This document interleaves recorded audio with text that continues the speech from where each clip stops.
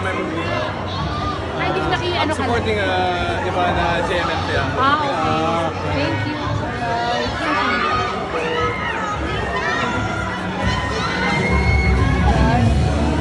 Pero wala siyang date.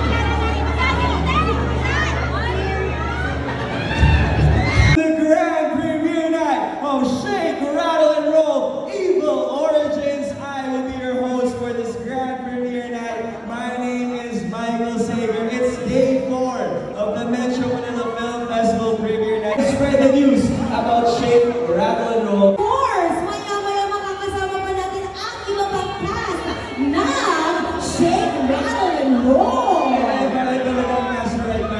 They are the Gen Zs, the young generations of film neto, the new up-and-coming stars. So welcome again sa Bloody Red Carpet. Gusto yung Bloody Red Carpet, no? Gusto ko yung bloody kasi talagang kita mo naman ang suot natin. Buwan Ikaw yung Bloody Red. Welcome guys. Head on into the cinemas.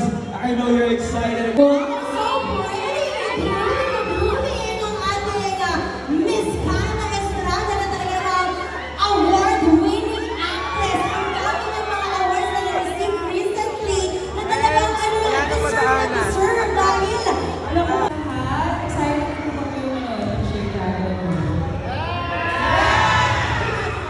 Excited na silang matakot. Pero naniniwala akong excited ko kasi sobrang beautiful na part of Shake, Rattle, and Roll this week. Siyempre, alam na natin na Shake, Rattle, and Roll is very iconic.